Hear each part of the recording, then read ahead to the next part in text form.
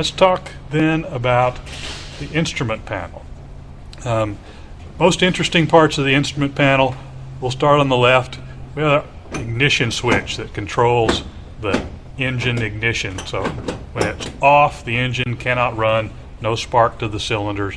We have dual magnetos. Normally we run on the both position, so they're backing each other up and the engine will keep running even if there's a partial failure.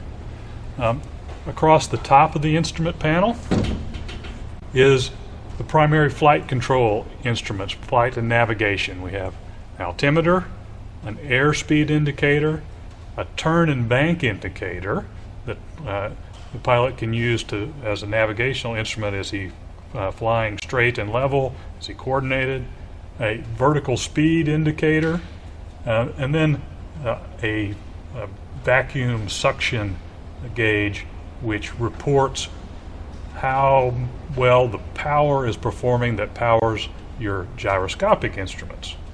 Above here we have the gyroscopic instruments, a gyro compass that is adjustable and used for navigation, and a whiskey compass, a traditional magnetic compass that works if everything else on the airplane quits, the magnetic compass will still work, and an artificial horizon.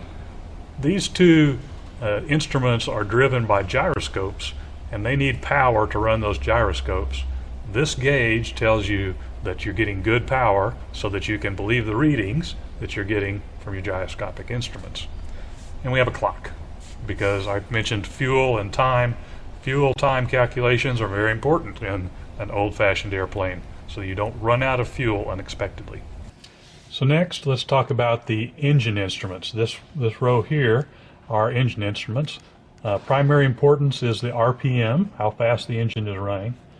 This is our engine condition gauges. It's 3 gauges all into one.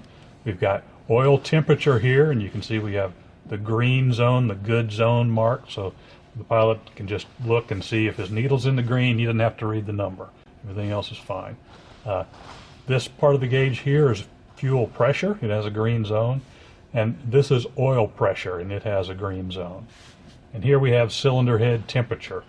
For an air-cooled engine, you have to be sure that you don't overtax the engine to get it so hot that the metal begins to break down in the pistons.